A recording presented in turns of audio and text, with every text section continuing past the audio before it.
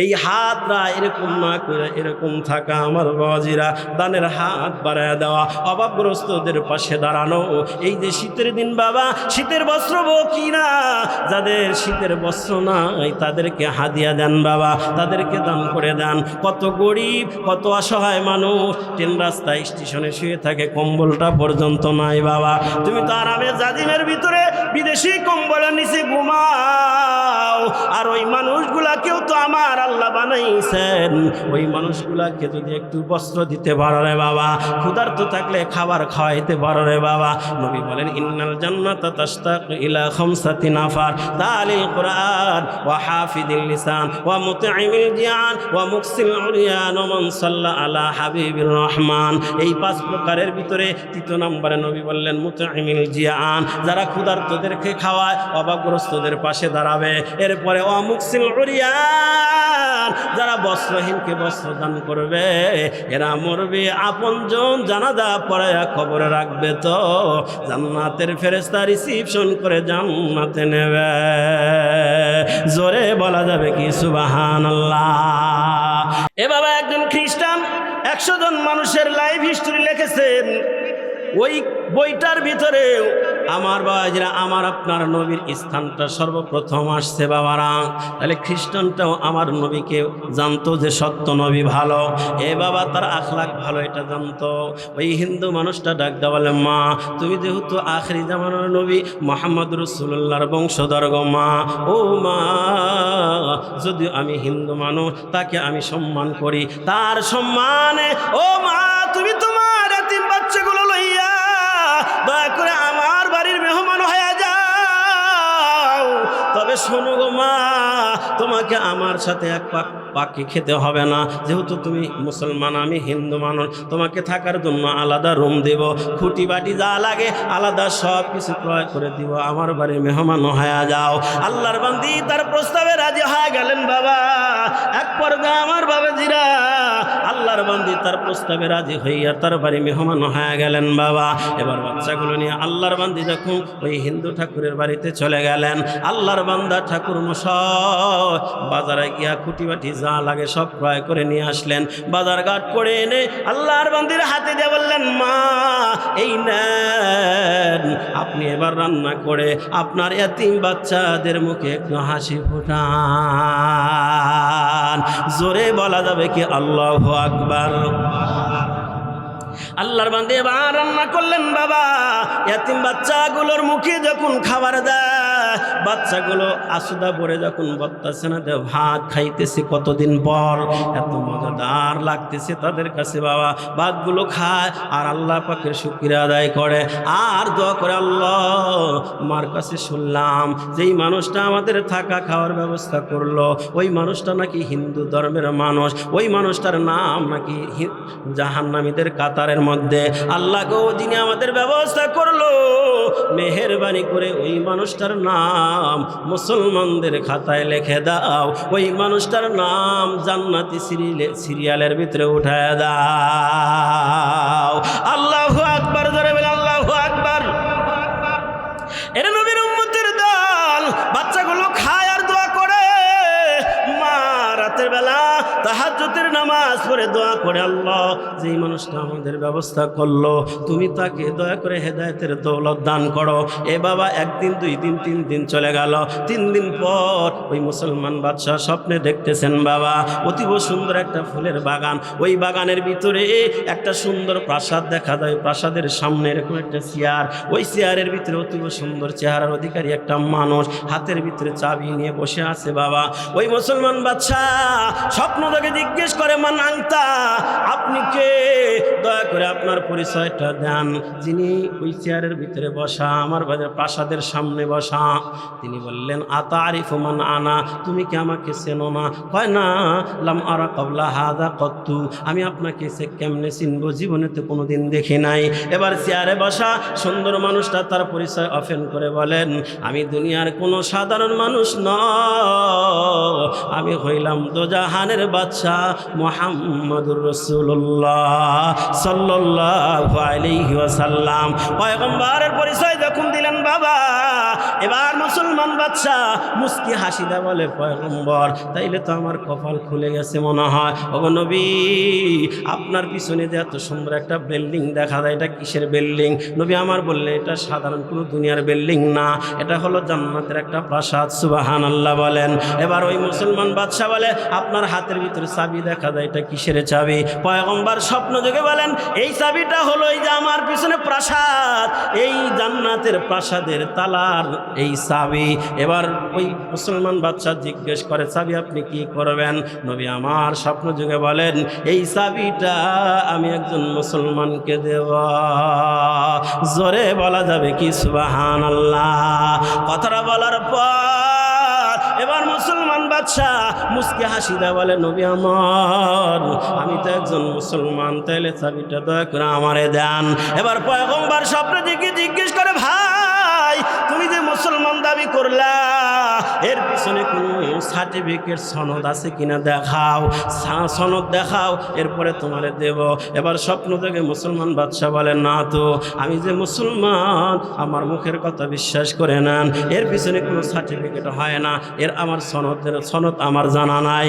এবার পয়গম্বর বলে তোমার কাছে কয়েকদিন পূর্বে আমার বংশধর সৈয়দ জাতি আমার পরিচয় অফেন করেছিল রে, কিন্তু সনদ বলতে পারে নাই বলে থাকা খাওয়ার ব্যবস্থা করো নাই রে, তাইলে তুমি কেমনে মুসলমান দাবি কইরা সনদ না দিয়ে বালাখানার চাবি চাও? তোমার কি শরম করে না?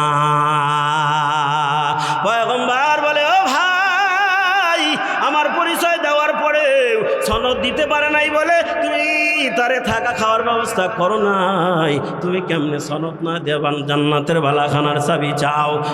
বলা মাত্র আল্লাহর বান্দার ঘুম ভেঙে গেল। এবার মুসলমান বাদশা একবার মাথায় থাবর একবার পেটে থাবর, হায় কি করলাম, পায়াদন হারাইলাম, হায় হায় কি করলাম, আমার কপালে আসার পরে আমি রাখতে পারলাম না। সকালবেলা কোন রকম আমার বাজরা ঘর থেকে বের হয়ে গেলেন, চুলগুলো উস্কো খুস্কো পাগলের মতো হয়ে গেছে। নবী আমার উপরে নারাজ, নবী আমাকে জান্নাতের বালাখানার চাবি দেয় নাই, নবী আমার উপরে নারাজ, তার মানে আমার স্থানটা জাহান্নামে হয়ে গেছি। এবার মুসলমান বাদশাহ রসুলের বংশধর সৈয়দ জাতি আল্লাহর বান্দির খোঁজে বের হয়ে গেল। বাবা সারাদিন খুঁজতে খুঁজতে না কোথাও পাওয়া যায় না। সন্ধ্যার আগে আগে ওই হিন্দু ঠাকুরের সাথে দেখা। হিন্দু ভাইজান ডাকতে বলে বাদশা নামদার কি ব্যাপার, এত পেরেশানির ছাপ কেন? চেহারার ভিতরে মালিন্যতার ছাপ, পাগল পাগল দেখা যায়, কি হয়েছে, এত পেরেশানি কেন? এবার মুসলমান বাদশা ডাকতে বলে ভাইজান কি বলবো দুঃখের কথা, পায়াদম যে হারাইলাম। বলে কি পায়া হারাইলেন? এবার মুসলমান বাদশা বলে ভাইজান 3 দিন পূর্বে রসুলের বংশধর সৈয়দ জাতি আল্লাহর বান্দি 4-4টা তিন বাচ্চা নিয়ে আমার বাড়ি মেহমান হয়েছিল, কিন্তু আমি তাদেরকে মেহমানদারি করাই নাই, বরং আমি খারাপ ব্যবহার করে ঘাড় ধাক্কা দিয়ে তাদেরকে বের করে দিয়েছিলাম। আমি তাদের খুঁজতে বের হয়ে গেছি রে, কারণ আমার নবী আমার উপরে নারাজ। এবার ওই মানুষটা ডাক গেল ভাইজান ওই আল্লাহর বান্দি এতিম বাচ্চাদের আর খোঁজা লাগবে না, ওনারা বর্তমানে আমার বাড়ির মেহমান। সুবহানাল্লাহ। এবার মুসলমান বাদশা বলে ভাইজান তাইলে তো ভালোই হলো, তোমারে আমি 1000 স্বর্ণ মুদ্রা টাকা হাদিয়া দিলাম, দয়া করে ওই রসুলের বংশধরকে আমার বাড়ি মেহমান বানায় দাও। এবার ওই হিন্দু ঠাকুরটা ডাক দেওয়া বলে না না ভাই, তোমার দেওয়া 1000 টাকার বিনিময় রসুলের দেওয়া জান্নাতের বালাখানার চাবি বিক্রি করব না। আল্লাহু আকবার, জোরে বলে আল্লাহু আকবার। এখন প্রশ্ন হলো রসুল তারে কেমনে জান্নাতের বালাখানার চাবি দিল? লোকটা তো মুসলমান ছিল না, অন্য মানুষ, হিন্দু মানুষ। এ বাবা তিনি বলেন মুসলমান বাদশাকে বলতেছিলেন আপনি যেমন পয়গম্বরকে স্বপ্ন যুগে দেখেছেন, পয়গম্বর আমার সাথেও স্বপ্ন যুগে দেখা করেছে। সুবহানাল্লাহ বলি। হিন্দু মানুষটা ডাকতে বলতেছেন আপনি আপনার সাথে যেমন দেখা করেছিল আমার সাথেও তেমন দেখা করেছিল। স্বপ্ন থেকে পয়গম্বর আমাকে বলেন তার বংশধর সৈয়দ জাতি আল্লাহর বান্দি এবং ইয়াতিম বাচ্চাদেরকে থাকা খাওয়ার ব্যবস্থা করার বদলাতে আমার পয়গম্বর বড় খুশি। পয়গম্বর খুশি হইয়া স্বপ্ন থেকে আমাকে ইসলামের দাওয়াত দিলেন, কালেমার দাওয়াত দিলেন। বললেন ভাই তুমি কালেমা পড়ে মুসলমান হও। আমি স্বপ্ন থেকে রসুলের হাতে হাত দিয়া কালেমা পড়ে মুসলমান হয়ে যাই। আল্লাহু আকবার। কালেমা পড়ে মুসলমান হওয়ার পর পয়গম্বর বলেন তুমি ইয়াতীমদের থাকা খাওয়ার ব্যবস্থা করেছো, এজন্য আমি বড় খুশি, আল্লাহ তোমার উপরে খুশি। এখন মুসলমান তুমি হয়েছো, এই নাও এই জান্নাতের বালা খানার চাবি তোমারে দিলাম। জোরে বলা যাবে কি সুবহানাল্লাহ। এরে বাবা এবার ওই হিন্দু মানুষটা ডাক দেওয়া বলেন এখন মুসলমান মুসলমান বাদশাকে ডাক দেওয়া বলে ভাইজান ওই ইয়াতীম বাচ্চাগুলো থাকে খায়, এরপরে কোরআন পড়ে নামাজ পড়ে পড়ে দোয়া করে, আল্লাহর বান্দির দোয়ার বরকতে এখন আমার গোটা পরিবারের সকল সদস্যরা কালেমা পড়ে মুসলমান। আমার গোটা পরিবারটা ছিল হিন্দু, গোটা পরিবারটা ছিল জাহান্নামী, এখন আমি সহ আমার গোটা পরিবারটা হয়ে গেছে জান্নাতি পরিবার। এ বাবা লম্বা কথা বলে আমি বুঝাইতে চাইলাম একজন মুসলমান হওয়ার পরে ইয়াতীম বাচ্চাদের থাকা খাওয়ার ব্যবস্থা না করার কারণে রাসূল তার উপরে নারাজ। আল্লাহর বান্দা মুসলমান হওয়ার পরেও কিন্তু আমার বাবাজিরা জাহান্নামে হয়ে গেছে। পক্ষান্তরে অন্য ধর্মের মানুষ, কিতাবের নাম বলে দিলাম কুদরতের কারিশমা, যুগে যুগে আল্লাহর সাহায্য এবং নমুনা বইখানার ভিতরে লেখা আছে আমার বাবাজিরা। লেখা হয় তাহলে অন্য ধর্মের মানুষ ইয়াতীমদেরকে খাওয়াইলেন, ব্যবস্থা করলেন, লোকটা স্বপ্ন যোগে রসুল কালেমা পড়ায়া মুসলমান বানায়া জান্নাতি বানায়া দিলেন বাবা।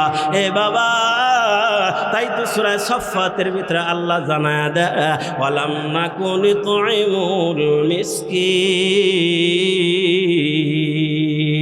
ওয়ালা ইয়াহুদ্দু আলা তুআমিল মিসকিন।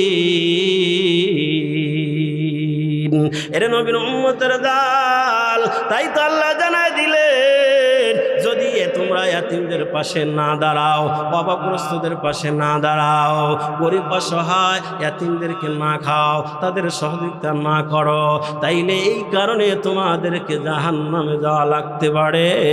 এ বাবা আর জান্নাতীরা দান সৎকার করছে, গরিবদের পাশে দাঁড়াইছে, এজন্য তারা জান্নাতি হয়ে গেছে। সুবহানাল্লাহ জোরে বলি। এজন্য বাবা বলতেছিলাম পয়গম্বর বললেন আফজালুস সাদাকা আন তাশবাআ কাবিদান জায়ান। আমার যে কোনো ক্ষুধার্ত জীবকে যদি খাওয়ানো যায় উত্তম দানের নেকি আল্লাহ তাআলা দান করেন বাবা। তার মানে হলো এই হাতটা এরকম না করে এরকম থাকা আমার বাবাজিরা, দানের হাত বাড়ায় দেওয়া, অভাবগ্রস্তদের পাশে দাঁড়ানো। এই যে শীতের দিন বাবা, শীতের বস্ত্র কিনা, যাদের শীতের বস্ত্র নাই তাদেরকে হাদিয়া দেন বাবা, তাদেরকে দান করে দেন। কত গরিব কত অসহায় মানুষ ট্রেন রাস্তায় স্টেশনে শুয়ে থাকে, কম্বলটা পর্যন্ত নাই বাবা। তুমি তো আরামে জাজিমের ভিতরে বিদেশি কম্বলের নিচে ঘুমাও, আর ওই মানুষগুলাকেও তো আমার আল্লাহ বানাইছেন। ওই মানুষগুলাকে যদি একটু বস্ত্র দিতে পারো রে বাবা, ক্ষুধার্ত থাকলে খাবার খাওয়াইতে পারো রে বাবা। নবী বলেন ইন্নাল জান্নাতা তাশতাকু ইলা খামসাতি নাফার তালিল কুরআন ওয়া হাফিদিল লিসান ওয়া মুতঈমিল জিয়ান ওয়া মুকসিল উরিয়ান ওয়া মান সাল্লা আলা হাবিবির রহমান। এই পাঁচ প্রকারের ভিতরে তৃতীয় নম্বরে নবী বললেন মুতঈমিল জিয়ান, যারা ক্ষুধার্তদেরকে খাওয়ায়, অভাবগ্রস্তদের পাশে দাঁড়াবে। এরপরে ওয়া মুকসিল উরিয়ান, যারা বস্ত্রহীনকে বস্ত্র দান করবে। এরা মরবে আপনজন জানাজা পড়ায়া কবরে রাখবে, তো জান্নাতের ফেরেশতা রিসিপশন করে জান্নাতে নেবে। জোরে বলা যাবে কি সুবহানাল্লাহ। আলহামদুলিল্লাহ আলহামদুলিল্লাহ ওয়াহদা ওয়াসসালাতু ওয়াসসালামু আলা মান লা নাবিয়্যা বা'দা। أما بعد فقد قال الله تعالى في كلامه المجيد وفرقانه الحميد. أعوذ بالله من الشيطان الرجيم.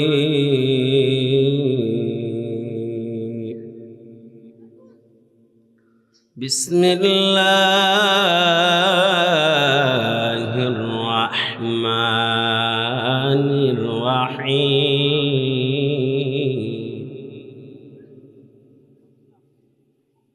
ولم نك نطعم المسكين.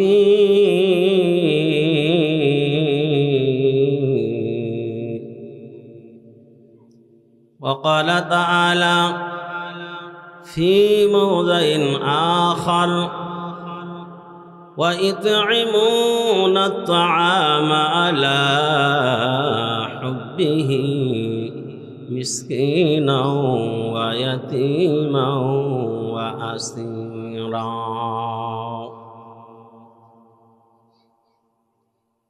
عن أبي يوسف عبد الله بن سلام رضي الله تعالى عنه قال سمعت رسول الله صلى الله عليه وسلم يقول يا أيها الناس أفشوا السلام وأطعموا الطعام وصلوا الأرحام وصلوا بالليل والناس نيام تدخلوا الجنة بسلام.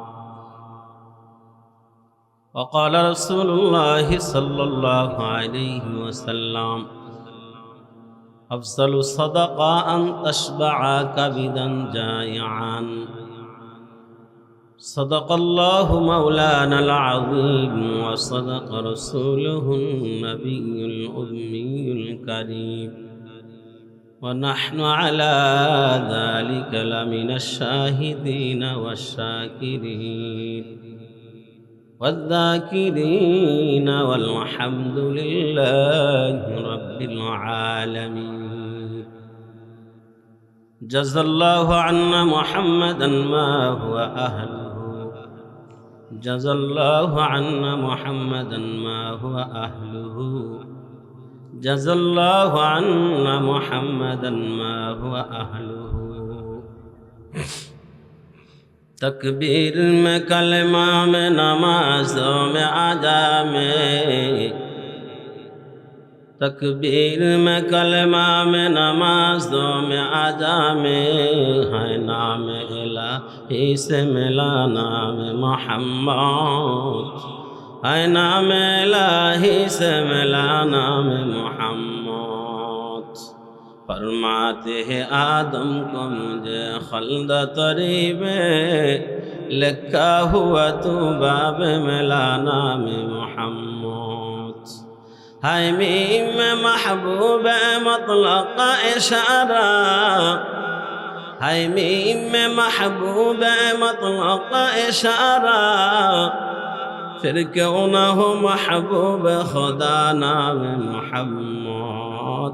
پھر کیوں نہ ہو محبوب خدا نام محمد. فرماتے ہیں آدم کو مجھے خلد طری میں لکھا ہوا تو باب ملا نام محمد. قرآن শিক্ষা কর মুসলমান, হাদিস শিক্ষা কর, নবী নাটক ছেড়ে দিয়ে আল্লাহর কোরআন ধর. যার দিলেতে আছে কোরআন নাই কো তাহার ডর. কোরআন ছাড়া হৃদয় খানি শয়তানের ঘর. কোরআন ছাড়া হৃদয় খানি শয়তানের ঘর. মাগো আমি স্কুলে আর পড়ব না আর হাট্টিমা টিমটিম. মাদ্রাসাতে পড়ব আমি আলিফ লাম আর মিম. মাদ্রাসাতে পড়ব আমি আলিফ বা তা সা. স্কুল কলেতে যাহা যায় না যে শেখা লা ইলাহা ইল্লাল্লাহ লা ইলাহা ইল্লাল্লাহ লা ইলাহা ইল্লাল্লাহ লা ইলাহা ইল্লাল্লাহ লা ইলাহা ইল্লাল্লাহ লা ইলাহা ইল্লাল্লাহ সবাই লা ইলাহা ইল্লাল্লাহ লা ইলাহা ইল্লাল্লাহ লা ইলাহা ইল্লাল্লাহ আল্লাহ আল্লাহ আল্লাহ আল্লাহ আল্লাহ আল্লাহ আল্লাহ আল্লাহ আল্লাহ আল্লাহ আল্লাহ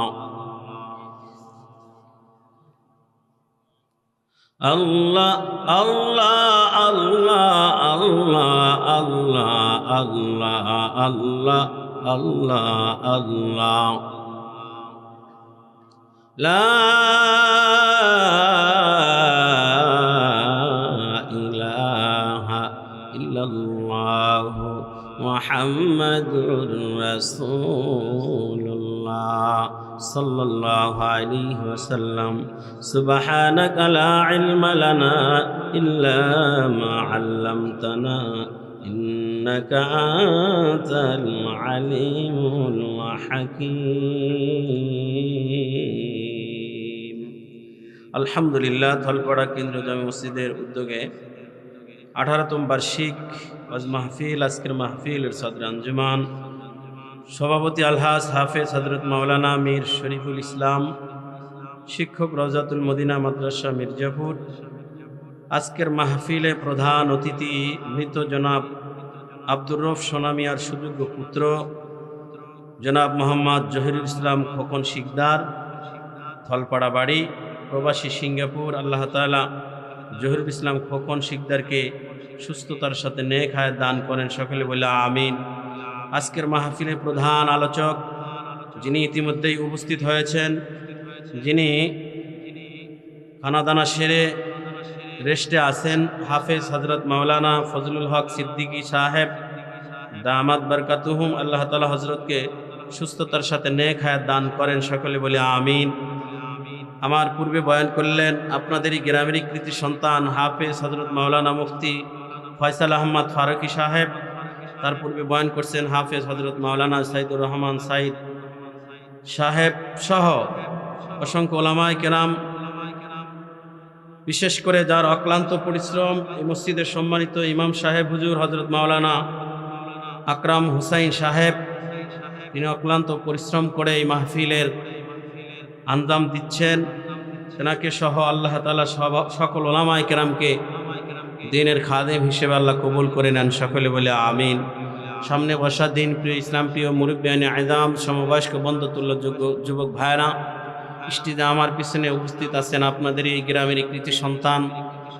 সামনে হয়তো ইউপি নির্বাচনে চেয়ারম্যান পদপ্রার্থী আপনাদের এই গ্রামেরই কৃতি সন্তান, থলপাড়ার কৃতি সন্তান মোহাম্মদ জুয়েল ভাই, ফতেপুর ইউনিয়নের বিএনপির সাধারণ সম্পাদক না ভাই, সাধারণ সম্পাদক থলপাড়া এই ফতেপুর ইউনিয়নের বিএনপির জাতীয়তাবাদী দল বিএনপির, তিনি উপস্থিত আছেন। আপনাদের একটা সুযোগও আসছে বটে, কারণ চেয়ারম্যান তো ইতিপূর্বে দেখলেন সেই সুবুল্লাহ, এরপরে ফতেপুর, এবার একটু আপনাদের গ্রামের আপনাদের বাড়ির সন্তানকে একটু চেয়ারম্যান বানায় দেখেন। একটা সুযোগ যেহেতু পাইছেন, গ্রামের সন্তান যদি চেয়ারম্যান হয়, কথার কথা কোনো কাজ যদি নাও করে তাও তো বলবে চেয়ারম্যান পাড়া, কি বলেন? বলবে না? বলবে না? আর চেয়ারম্যান সাহেব যখন তার বাড়ির দিকে আসবে তখন তো বাড়িতেই যেহেতু থাকে, তাহলে অবশ্যই গ্রামের কম বেশি কাজ হবে। সুতরাং সুযোগ যেহেতু আসছে, আপনারা সকলেই মিলে চেষ্টা করবেন আপনার গ্রামে একটা চেয়ারম্যান হোক। আল্লাহ আমার ভাইকে কবুল করেন, সকলে বলে আমিন। যাতে করে গ্রামের উন্নয়ন করতে পারেন, কারণ সামনে হয়তো জাতীয়তাবাদী দল বিএনপি ক্ষমতায় গেলে মির্জাপুরে এমপি বা মন্ত্রী হবে আবুল কালাম আজাদ সিদ্দিকী ইনশাআল্লাহ। তার সাথে অনেক সুসম্পর্ক জুয়েল ভাইয়ের। তো একজন মন্ত্রী বলতেছি এই জন্য আবুল কালাম আজাদ সিদ্দিকী সাহেব পাশ করলে এবার মন্ত্রী হওয়ার সম্ভাবনাই বেশি। সুতরাং গ্রামের উন্নয়ন কল্পে উন্নয়ন হবে আশা করি ইনশাআল্লাহ। আপনারা সকলেই চেষ্টা করবেন, দোয়া করবেন। গ্রামের একটা সন্তান যদি চেয়ারম্যান হয়, আপনারই তো ভাসতে, আপনারই তো ভাই, আপনারই তো ছেলে, নিজের মানুষ, আপনার আপন ভাতিজা, আপনার ভাই যদি চেয়ারম্যান হয়, তাকে চেয়ারম্যান বলা লাগবে না, জুয়েল এই কাজটা করে দিও তো, ঠিক না? এর চেয়ে আর কি পান? এটাই তো অনেক কিছু। আল্লাহ তাআলা আপনাদের নেক বাসনা পূরণ করেন, সকলে বলে আমিন। তো আমরা আল্লাহ পাকের দরবারে শুকরিয়া আদায় করি, তিনি আমাদেরকে বিভিন্ন ঝামেলা মুক্ত করে জান্নাতি পরিবেশে সামিয়ানার নিচে কিছু সময় বসে কোরআন হাদিসের কথা শুনবার তৌফিক দান করলেন। এজন্য আমরা রব্বে কারিমের দরবারে শুকরিয়া আদায় করি, সকলেই বলে আলহামদুলিল্লাহ। দরুদ ও সালাম নবী পাকের প্রতি, যাকে মহাব্বত করে দরুদ শরীফ পড়লে আল্লাহ খুশি হন, বান্দার প্রতি রহমত বর্ষণ করেন। সে নবীকে মহাব্বত করে দিল থেকে ভালোবেসে গভীর ভক্তি আর শ্রদ্ধা নিয়ে, হৃদয় নিংড়ানো ভালোবাসা নিয়ে সকলেই দিল থেকে পড়ি সাল্লাল্লাহু আলাইহি ওয়াসাল্লাম। আর একবার বলি সাল্লাল্লাহু আলাইহি ওয়াসাল্লাম, আর একবার বলি সাল্লাল্লাহু আলাইহি ওয়াসাল্লাম। আমার বাজিরা, আমি কোনো ভূমিকাতে যাব না। আল্লাহ পাকের কালামুল্লাহ থেকে দুই জায়গা থেকে দুইটা আয়াতে কারিমা পড়িছি, রসুলের অসংখ্য হাদিস থেকে দুইটা হাদিস পড়িছি। পঠিত আয়াত এবং হাদিস দ্বয়কে সামনে নিয়ে একটি বিষয়ের উপরে কিছু কথা বলার প্রয়াস চালাবো, যেই বিষয়টাকে আমাদের দায়িত্ব আমরা অনেকেই মনে করি না। যেই বিষয়টাকে আমরা অনেকেই মেম্বার, চেয়ারম্যান, যারা প্রতিনিধি আছে তাদের ঘাড়ে চাপায়া দিই। আমরা মনে করি ওই বিষয়টা শুধু তাদেরই দায়িত্ব, আমাদের দায়িত্ব নাই। সেই দায়িত্ব সম্পর্কে আমার কিছু কথা আপনার দোয়া করেন, যেই কথার দ্বারা আমার আপনাদের প্রত্যেকের উপকার হয়, এমন কিছু কথা যেন আল্লাহ জবান থেকে বের করে দেন, সকলে বলে আমিন। মহানবী সাল্লাল্লাহু আলাইহি ওয়াসাল্লামকে সাহাবী জিজ্ঞেস করলেন, ওগো নবী, আইয়ুল ইসলামি খায়রুন, ইসলামের সর্বোত্তম আমল কি? খেয়াল করেন, সাহাবী কাকে জিজ্ঞেস করলেন? নবীকে। কাকে জিজ্ঞেস করলেন? আইয়ুল ইসলামি খায়রুন, ওগো নবী, ইসলামের সর্বোত্তম আমল কি? মহানবী সাল্লাল্লাহু আলাইহি সাল্লাম এই হাদিসে দুইটা আমলের কথা বললেন। قال النبي صلى الله عليه وسلم تطعم الطعام وتقرأ السلام على من عرفت ومن لم تعرف। পয়গম্বর আলাইহিস সালাতু ওয়াস সালাম বলেন, ইসলামের সর্বোত্তম দুইটা আমলের কথা পয়গম্বর বললেন। তুতইমুত তাআম, নবী আমার বলেন, তুতইমুত তাআম, খাবার খাওয়ানো, ব্যাপক হারে খানা খাওয়ানো, এটা ইসলামের সর্বোত্তম আমল। কি খাওয়ানো? আমার কথা বুঝতেছেন তো? তুতইমুত তাআম, খাবার খাওয়ানো। তার মানে হলো আমার বাজিরা, পয়গম্বর বলেন, অন্য হাদিসে আপনার আমার পয়গম্বর বলেন, ইন্নাল জান্নাতা তাশতাকু ইলা খামসাতি নাফার, তালিল কুরআন ওয়া হাফিযিল লিসান ওয়া মুতঈমিল জিআন ওয়া মুকসিল উনিয়ান ওয়া মান সাল্লা আলা হাবিবির রহমান। পয়গম্বর বলেন, যারা মানব জাতিকে ব্যাপক হারে খানা খাওয়ায়। এই হাদিসে শুধু মানব জাতির কথা পয়গম্বর বলেন নাই, বললেন অন্য হাদিস দ্বারা বোঝা যায়, নবী আমার বলেন, আফজালু সাদাকা আন তাশবাআ কাবিদান জায়াআন। এই হাদিস থেকে বোঝা যায় আপনার আমার পয়গম্বর তিনি বলেন, যে কোনো ক্ষুধার্ত জীবকে পরিতৃপ্ত করে খাওয়াইলে, নবী আমার বলেন, এটা ইসলামের সর্বোত্তম আমল। শুধু তাই না, এই হাদিসে নবী বলেন আফজালুস সাদাকা, সর্বোত্তম যে কোনো ক্ষুধার্ত জীবকে পরিতৃপ্ত করে খাওয়াইতে পারলে নবী আমার বলেন আল্লাহ তাআলা তার আমলনামায় উত্তম দানের নেকি লেখা দেয়।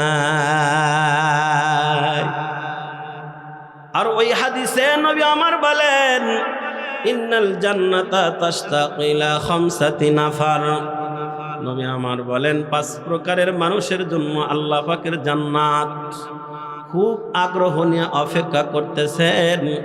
এই 5 শ্রেণীর মানুষ মরবে, আপনজন জানাজা পড়ায়া কবরে রাখবে, তো জান্নাতের ফেরেশতা রিসিপশন করে তাদেরকে জান্নাতের মেহমান বানায় নেবেন।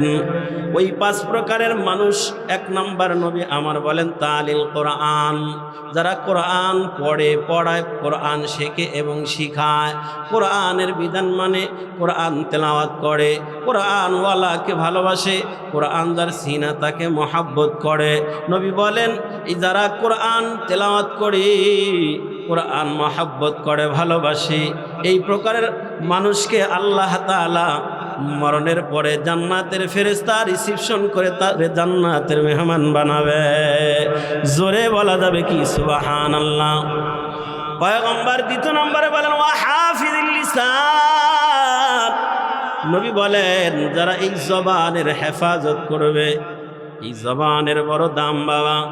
এই জবান দেয়া কারো সাথে সুসম্পর্ক তৈরি হয়, এই জবানের মাধ্যমে কারো সাথে সম্পর্ক ছেদ হয়ে যায়, এই জবানের মাধ্যমে কোনো বান্দা অনেক বান্দা জান্নাতি হয়ে যায়, আবার এই জবানের কারণে কোনো বান্দা জাহান্নামী হয়ে যায়। নাউযুবিল্লাহ, জোরে বলি।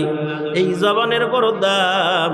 এই জন্য নবী বললেন ওয়া হাফিযিল লিসান, এই জবান যারা সংরক্ষণ করবে, জবান যারা শরীয়ত বিরোধী লাগায় না, কোরআন বিরোধী কথা এই জবান দ্বারা বলে না, কোরআনের পক্ষে বলে, আলেম ওলামার পক্ষে বলে, মাদ্রাসা মসজিদের পক্ষে বলে, কোরআনের বিধানের পক্ষে এই জবান দিয়ে কথা বলে, নবী বলেন এই প্রকারের মানুষ মরবে, আপনজন জানাজা পড়ায়া কবরে রাখবে, তো জান্নাতের ফেরেশতা রিসিপশন করে তাদেরকে জান্নাতে নিয়ে নেবে। 3 নম্বর প্রকারের মানুষ, যেটা আমার আলোচনার বিষয়, নবী আমার বলেন ওয়া মুতঈমিল জিয়ান, নবী বলেন যারা ক্ষুধার্তদেরকে পরিতৃপ্ত করে খাওয়ায়। 2 নম্বর শ্রেণীর মানুষ হলো তারা মুতঈমিল জিয়ান, যারা ক্ষুধার্তদেরকে পরিতৃপ্ত করে খাওয়ায়, ক্ষুধার্তকে খাবার দেয়। আল্লাহর রাসূল বলেন যারা ক্ষুধার্তদেরকে পরিতৃপ্ত করে খাওয়াবেন, পয়গম্বর আরবি বলেন, এক হাদিসের ভিতরে আসছেন ইয়া আইয়ুহান নাস আফশুস সালাম ওয়া আতঈমুত তুআম ওয়াসিলুল আরহাম ওয়াসাল্লু বিল্লাইল ওয়ান নাসু নিয়ামুন তাদখুলুল জান্নাতা বিসালাম। নবী আমার বলেন যারা ক্ষুধার্তদেরকে পরিতৃপ্ত করে খাওয়ায়, পয়গম্বর বলেন এই প্রকারের মানুষ কিয়ামতের ময়দানে নিরাপদে সোজা আল্লাহর জান্নাতে চলে যাবে। কোথায় যাবে? যে কোনো প্রাণী হোক বাবা, পয়গম্বর বলেন আফজালুস সাদাকা আন তাশবা কাবিদান জায়ান, নবী আমার বলেন যে কোনো ক্ষুধার্ত জীব, সেটা আমার ভাইয়া মানুষ হতে পারে, ভেড়া বকরি দুম্বা গরু ছাগল এগুলাও হতে পারে, যে কোনো প্রাণী, যে কোনো ক্ষুধার্ত জীবকে যদি যেই প্রকারের প্রাণীর যে প্রকারের খাবার, ওই প্রকারের খাবার খাওয়ায়া যদি পরিতৃপ্ত করানো যায়, নবী বলেন আফজালুস সাদাকা আন তাশবা কাবিদান জায়ান। এই হাদিসে পয়গম্বর বলেন যে কোনো ক্ষুধার্ত জীবকে পরিতৃপ্ত করে খাওয়াইতে পারলে আল্লাহ তাআলা তার আমলনামায় উত্তম দানের নেকি দিয়া দেয়। সুবহানাল্লাহ। তার মানে আমার বাবাজিরা, আপনার বাড়িতে গৃহপালিত গবাদি পশু আছে, ভেড়া বকরি গরু ছাগল যা আছে, এগুলাকেও যদি আমার বাবাজিরা ভালো ব্যবহার করেন, ওদের যেই প্রকারের খাবার ওই প্রকারের খাবার খাওয়া যদি পরিতৃপ্ত করান রে বাবা, তাহলেও আল্লাহ তাআলা আপনাদের আমলনামা উত্তম দানের নেকি দিয়া দেয়। সুবহানাল্লাহ বলি। বলবেন হুজুর এটা তো নতুন কথা শুনলাম, কত জীবনে গরু বাছুর ছাগল ভেড়া বকরি পাললাম, এগুলাকে খাওয়াইলেও বুঝি নেকি হয়, এই কথা তো কোনোদিন শুনলাম না। তাইলে আর একটা হাদিস আপনাদেরকে শোনায় আসি, তাহলে ভালো বোঝা আসবে। নবী আমার বলেন, আল্লাহর একজন বান্দা রাস্তা দিয়ে চলতেছিলেন, এমন তৃষ্ণা লাগছে, পানির জন্য ছটফট করতেছেন, পানির তৃষ্ণা লেগে গেছে। আল্লাহর বান্দা জঙ্গলের পাশ দিয়ে হাঁটতে হাঁটতে হাঁটতে হাঁটতে যাইতে যাইতে একটা কুয়ার সন্ধান পাইলেন। আল্লাহর বান্দা কুয়ার মধ্যে নামলেন, পরিতৃপ্ত হয়ে পানি পান করে কুয়া থেকে বের হয়ে চলে আসলেন। কুয়া থেকে বের হয়ে চলে আসার পর তাকায় দেখতেছেন একটা কুকুর জিহ্বা বের করে হাঁপাইতেছে, তার মানে কাদামাটি চাটতেছে। আল্লাহর বান্দা বুঝতে পারলেন যে আমার যেমন তৃষ্ণা লেগেছিল এই কুকুরটারও তেমন তৃষ্ণা লেগেছে। এটা বুঝতে পারে আল্লাহর বান্দা আবার কুয়ার ভিতরে নামলেন, পা থেকে চামড়ার মোজাটা খুললা, চামড়ার মোজা পানি ভরপুর কইরা দাঁত দিয়ে কামড়ে ধরে কুয়া থেকে বের হয়ে আসলেন। এরপরে ওই চামড়ার মোজার ভিতরে যেই পানিটুকু তৃষ্ণার্ত কুকুরের জিহ্বায় ঢেলে দিলেন। এই আমলের কারণে পয়গম্বর বলেন আল্লাহ তাআলা ওই ব্যক্তির জীবনের গুনাহগুলো মাফ করে দিয়েছেন। এতটুকু বলার পরে সাহাবায়ে কেরাম বলেন, ক্বালু ইন্না লানা ফিল বাহাইমি আজরান। সাহাবায়ে কেরাম জিজ্ঞেস করলেন, নবী প্রাণীর ব্যাপারেও কি আমাদের সওয়াব হয়? ইন্না লানা ফিল বাহাইমি আজরান। ওগো পয়গম্বর, প্রাণীদের সাথে ভালো ব্যবহার করলে, প্রাণীদেরকে খাওয়াইলে বুঝি নেকি হয়? নবী আমার বললেন, নেকি হয়। ফি কুল্লি কাবিদিন রাতবাতিন আজরুন। প্রত্যেকটা প্রাণীর সাথে ভালো ব্যবহার করলে, প্রত্যেকটা প্রাণীকে খাওয়াইলে আল্লাহ নেকি দেয়। আর একটা হাদিস তো বহু শুনছেন যে একটা পতিতা নারী তৃষ্ণার্ত কুকুরকে পানি পান করানোর কারণে পতিতা নারী আল্লাহর জান্নাতি হয়ে গেছে। এই হাদিসটা হয়তো বা অনেকবার শুনছেন, শোনেন নাই? বহুবার শুনছেন, বুখারীর হাদিস। তো আপনার বাড়িতে গৃহপালিত গবাদি পশু ভেড়া বকরি গরু এগুলা কুকুরের চেয়েও খারাপ, কথা কয় না, কুকুরের চেয়েও খারাপ। তো কুকুরকে খাওয়াইছে একটা পতিতা নারী, এ কারণে জান্নাতি হয়ে গেছে। আর এই ব্যক্তি সাহাবী না, ইনি বনি ইসরায়েলের, এই ব্যক্তি একটা তৃষ্ণার্ত কুকুরকে পানি পান করাইছে, রসুল করছে তার গুনাহ মাফ। সাহাবীরা জিজ্ঞাসা করছেন যে প্রাণীদের সাথে ভালো ব্যবহার করলে, প্রাণীদেরকে খাওয়াইলেই বুঝি নেকি হয়? নবী বললেন, ফি কুল্লি কাবিদিন রাতবাতিন আজরুন। প্রত্যেকটা প্রাণীর সাথে ভালো ব্যবহার করলে, খাওয়াইলে আল্লাহ নেকি দেয়। সুতরাং আপনার বাড়িতে যে গৃহপালিত গবাদি পশু আছে এগুলার সাথেও ভালো ব্যবহার করলে নেকি দেয় কে? এগুলাওকে পরিতৃপ্ত করে খাওয়ায়া পরিতৃপ্ত করাইতে পারলে নেকি দেন কে? এই জন্য একটু সুইটা গেছে, ধরতে কষ্ট হয়েছে, এরপরে ধরার পর আচ্ছা তরে পিটাইলেন, গুনাহ হবে। রাসূল এক হাদিসে বলেন, ইত্তাকুল্লাহ ফি হাযিহিল বাহাইমিল মু'জামাতি। পয়গম্বর বলেন, ইত্তাকুল্লাহ ফি হাযিহিল বাহাইমিল মু'জামাতি। মু'জামা বলা হয় বাকশক্তিহীন বোবা প্রাণী। নবী বলেন যে এইগুলা বোবা প্রাণী কথা বলতে পারে না, এই প্রাণীগুলার ব্যাপারে আল্লাহকে ভয় করো। ফারকাবুহা সালিহাতান ওয়াতরুকুহা সালিহাতান। এই প্রাণী দ্বারা তুমি কাজ নিতে পারবা, সুস্থ অবস্থায় কাজ নিবা, সুস্থ অবস্থা আবার ছেড়ে দিবা। এমনটি নয় কাজ নিতে নিতে তুমি প্রাণীদেরকে অসুস্থ বানায় ফালাইলা, তাহলে তুমি জালেমের খাতায় নাম লেখা হবে। আমি একদিন দেখলাম একটা ঘোড়ার গাড়ির উপরে ইউক্যালিপটাসের গাছ এত উঠাই দিছে বাবা, নিচে থেকে ঘোড়া গাড়ি উঠাইতে পারতেছে না। আর ঘোড়ার মালিক তার দিয়া, এই যে কারেন্টের তার দিয়া চাবুক বানাইছে, চিকন চাবুক, এটা দেয়া পিটতে পিটতে ঘোড়ার শরীরের জায়গায় জায়গায় চামড়া কেটে ফেলেছে, রক্ত বের হইতেছে, এরপরেও পিটাইতেছে। আমি জিজ্ঞেস করলাম, ভাই এই যে ঘোড়াটাকে পিটাইতেছ, ঘোড়াটার তো বারবার চেষ্টা করতেছে, উঠাইতে পারতেছে না, এতগুলো বুঝাই দিছো, এতগুলা গাছ তার উপরে উঠায় দিছো, এই যে তারে মারতেছো, মারতে মারতে তারে অসুস্থ বানা ফালাইলা। অথচ নবী বলে ইত্তাকুল্লাহ ফি হাদিহিল বাহাইমি, হাদিহিল বাহাইমিল মুজামাতি, যেই প্রাণীগুলা কথা বলতে পারে না তাদের ব্যাপারে আল্লাহকে ভয় করো, সতর্ক থাকু। ফাতরুকুহা সালিহাতান ওয়াতরুকুহা ফারকাবুহা সালিহাতান ওয়াতরুকুহা সালিহাতান, তুমি কাজ নিতে পারবা যখন সে সুস্থ থাকে, আবার সুস্থ অবস্থায় ছেড়ে দেওয়া লাগবে। এরে মারতে মারতে তুমি অসুস্থ বানা ফেলাইছ। অথচ নবী বলে কাজ নিতে পারবা সুস্থ অবস্থায়, সুস্থ অবস্থায় তারা আবার ছেড়েও দেওয়া লাগবে। কাজ করাইতে করাইতে তুমি অসুস্থ বানায় ফেলাইলা। এই জন্যই তো তোমাদের জুড়ে আসে না, এত কামাই করো এরপরেও তোমাদের নাজাই ফুরায় না। কারণ কি, যে পরিমাণ কাজ নেও ওই পরিমাণ ঘোড়াকে খাইতে দাও না। এরপরে আবার যেভাবে পিটাইতেছো, ওকে বানাইছে তো আল্লাহ। কি বলেন, কে বানাইছেন?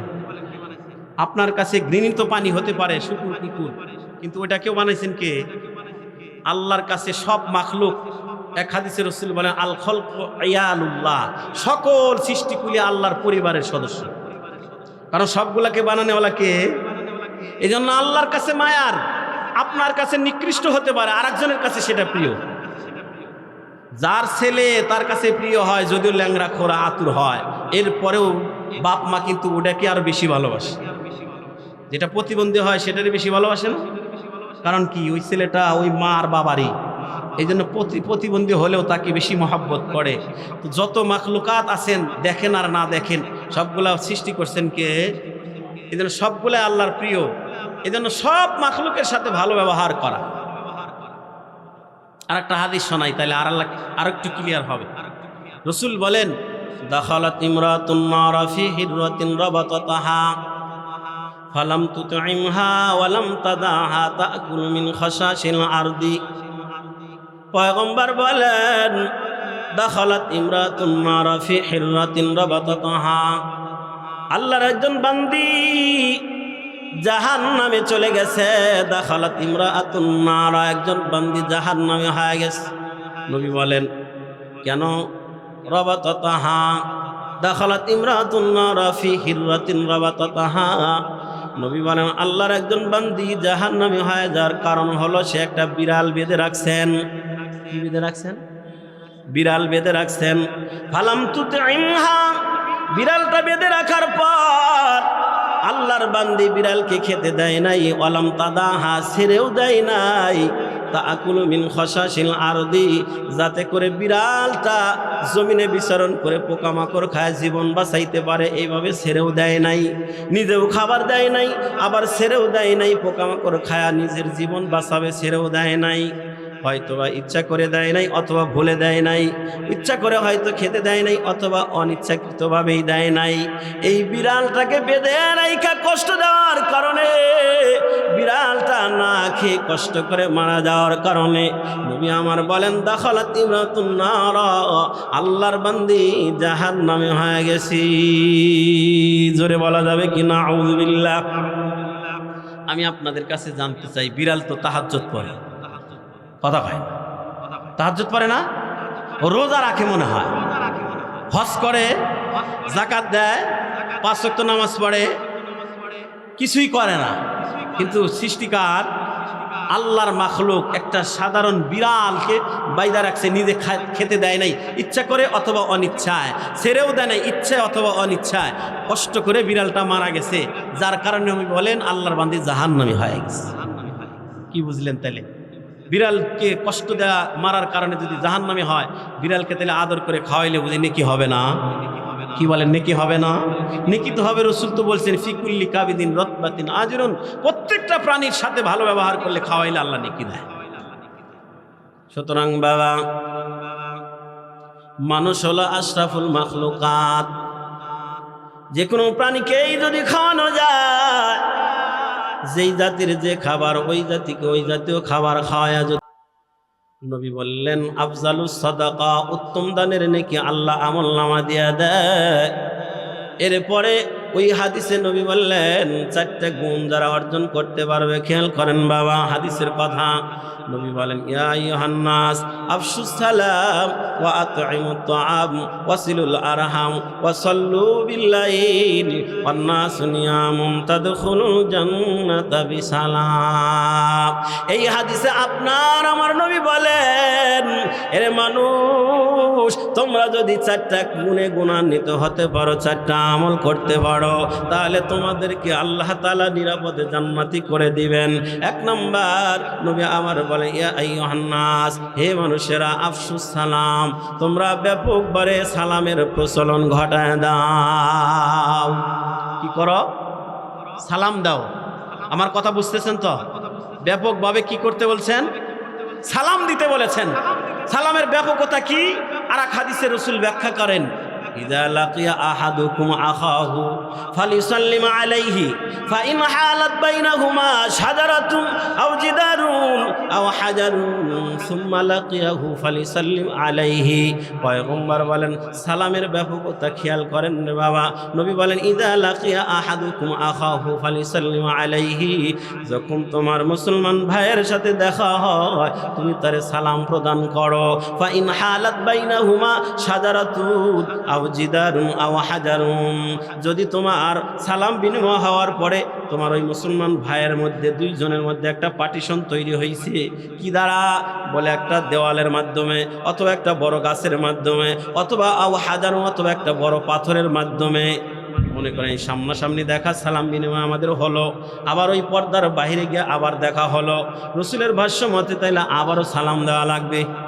এটা হলো সালামের ব্যাপকতা।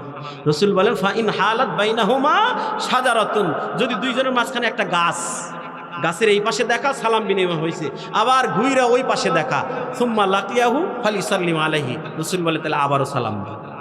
আও জিদারুন, অথবা একটা দেওয়াল, এই যে একটা পর্দা, আও হাজারুন, অথবা একটা পাথর, এই পাশে দেখা হয়েছে সালাম বিনিময় হয়েছে, আবার ওই পাশে দেখা।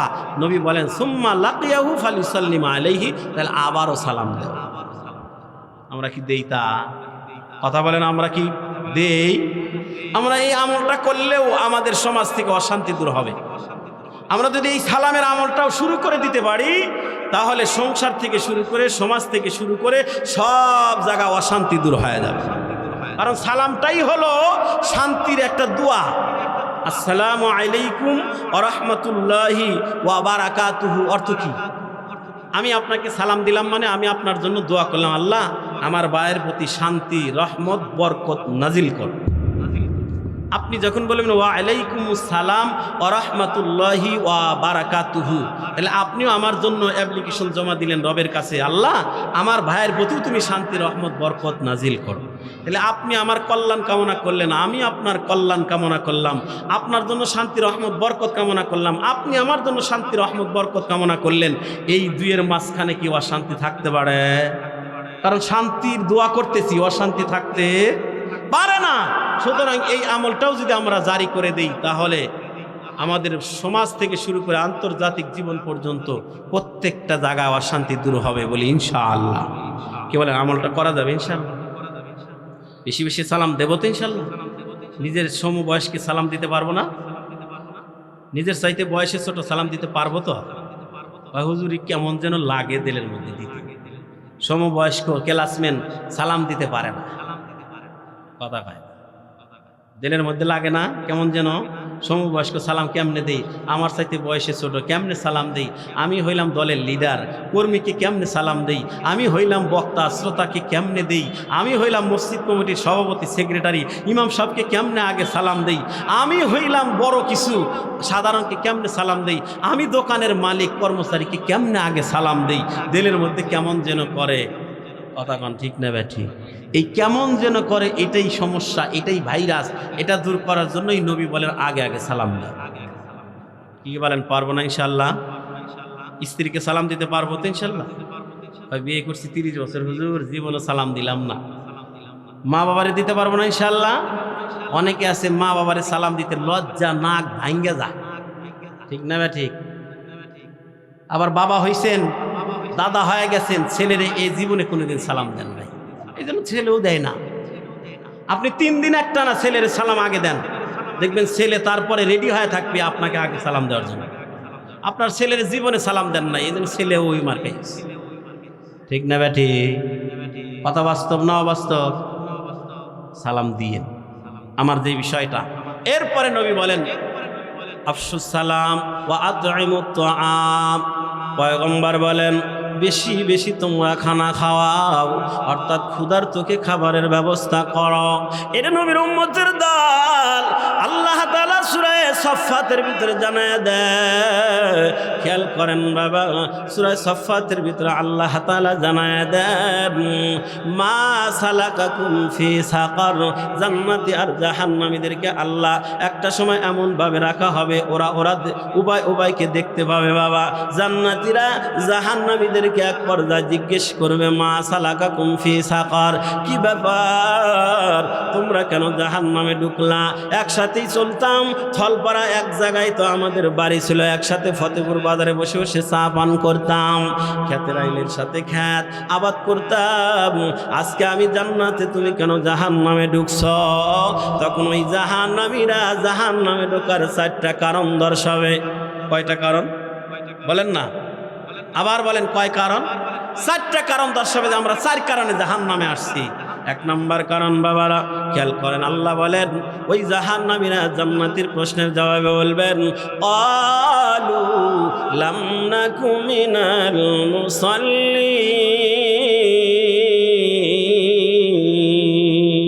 আল্লাহু আকবার। জাহান্নামীরা তখন বলবে আমরা 4 কারণে জাহান্নামে আসছি, এই 4টা কারণ তোমাদের মধ্যে না থাকার কারণে তোমরা জান্নাতে গেছো।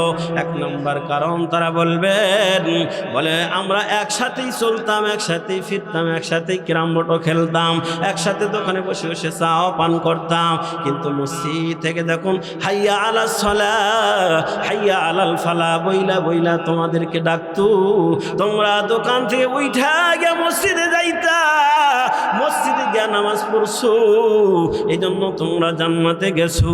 ক্বালু লাম নাকু মিনাল মুসাল্লিন। আর আমরা দোকানে বসেই থাকতাম, বসে বসে টিভির দিকে তাকায় তাকায় সিনেমা দেখতে থাকতাম, ক্যারাম বোর্ড খেলতেই থাকতাম। আজান শোনার পরেও আমরা মসজিদে যাই নাই, আমরা মুসল্লি ছিলাম না, এজন্য আমরা জাহান্নামে আসছি। জোরে বলা যাবে কি নাউযুবিল্লাহ? তারা কি বলবে? 1 নম্বর কারণ বলবে যে আমরা মুসল্লি ছিলাম না, নামাজ পড়ি নাই, এজন্য আমরা কোথায় আসি? কথা কয় না, জাহান্নামে। আর তোমরা নামাজ পড়ছো এই জন্য জান্নাতে গেছো। তাহলে কি বুঝলেন এই আয়াত থেকে? নামাজ না পড়লে কোথায় যাওয়া লাগবে? কথা কন, নামাজ না পড়লে কোথায় যাওয়া লাগবে? তা আমরা সবাই তো জাহান্নামে যাইতে প্রস্তুত নাকি? কোথায় যেতে চাই? জোরে বলেন কোথায়? তাহলে নামাজ পড়বো না ছাড়বো? বলেন পড়বো না ছাড়বো? এই প্রতিদিন নাকি সপ্তাহে 1 দিন? বলেন প্রতিদিন না সপ্তাহে 1 দিন? প্রতিদিন 1 বার না 5 বার? বলেন 1 বার না 5 বার? কমপক্ষে 5 বার আমরা আল্লাহর দরবারে হাজিরা দিব, আল্লাহ কবুল করেন। জোরে বলি আমিন। এটা আমার আলোচনা না। 2 নম্বর কারণ দর্শাবে, তারা বলবে ওয়ালাম নাকুনু তাইমুল মিসকিন। জাহান্নামীরা 2 নম্বর কারণ দর্শাবে বাবা। জাহান্নামীরা বলবে ওয়ালাম নাকুনু তাইমুল মিসকিন। মিসকিন মানে অভাবগ্রস্ত। তারা বলবে তোমাদের অভ্যাস ছিল, জান্নাতীদেরকে বলবে তোমরা অভাবগ্রস্তদের পাশে দাঁড়াইতা, ক্ষুধার্তদেরকে তোমরা খাবার খাওয়াইতা, বস্ত্রহীনকে তোমরা বস্ত্র দান করতা, অভাবগ্রস্তের পাশে তোমরা দাঁড়াইতা, সহযোগিতার হাত বাড়ায় দিতা। আর আল্লাহ আমাদের সম্পদ দিছিল, এই সম্পদ আল্লাহ রাস্তায় খরচ করি নাই, অভাবগ্রস্তদের খাওয়াই নাই, বস্ত্রহীনকে বস্ত্র দান করি নাই, অভাবগ্রস্ত গরিব দুঃখী মানুষে খাওয়াই নাই, সহযোগিতার হাত বাড়ায় দেই নাই, যার কারণে আমরা জাহান্নামে আসলাম। আর তোমরা অভাবগ্রস্তদের পাশে দাঁড়াইতা, এই জন্য তোমরা জান্নাতে আসছ। বুঝতেছেন তো কথা বাবা? এটাই আমার আলোচনার বিষয়। এ বাবা, তাহলে অভাবগ্রস্তদের পাশে যদি না দাঁড়ানো যায়, পাশে দাঁড়ানো মানে বুঝছেন তো? আবার একটা গরিব মানুষ দাঁড়ায় রয়েছে, আপনি পাশে গিয়ে এরকম খাড়া হইলেন, এটা নাকি? কথা কয় না। এটা কি বুঝাইলাম? সহযোগিতার হাত বাড়া দেওয়া লাগবে। এই যে শীতের দিন আসতেছে বাবা, কত মানুষকে দেখা যায়, কত বছর টাঙ্গাইল পুরান বাস স্ট্যান্ড মাহফিল করে যাওয়ার সময় দেখলাম বাবা, চাষটালের সামনে আল্লাহর একজন বান্দা খোলা আকাশের নিচে সেরা একটা কম্বল গায়ে দিয়ে শুয়ে আছে, থরথর করে কাঁপতেছে বাবা। এরকম উম্মতের দল, এরকম কত অভাবগ্রস্ত মানুষ স্টেশনে গেলে দেখা যায় আকাশের নিচে আমার উপরে কোনো ছাদ নাই, কত মানুষ শুয়ে আছে, খেতাও নাই, কম্বলও নাই, শীতে থরথর করে কাঁপে বাবা। আল্লাহ আপনাকে সম্পদ দিছেন, অর্থ আছে বাবা, আপনি একটা 200-250 টাকা দিয়ে একটা কম্বল কিনা তার উপরে রাইখা দেন বাবা। আল্লাহ আপনাকে সম্পদ দিছে, প্রতিবেশী অভাবগ্রস্ত আছে, এতিম বাচ্চা আছে, আপনি যখন ফতেপুর বাজার থেকে বাজার করে নিয়ে আসার সময় আপনার ছেলে মেয়ে নাতি নাতিনের জন্য ব্যাতি কিনে নিয়ে আসেন, মজা কিনে নিয়ে আসেন বাবা।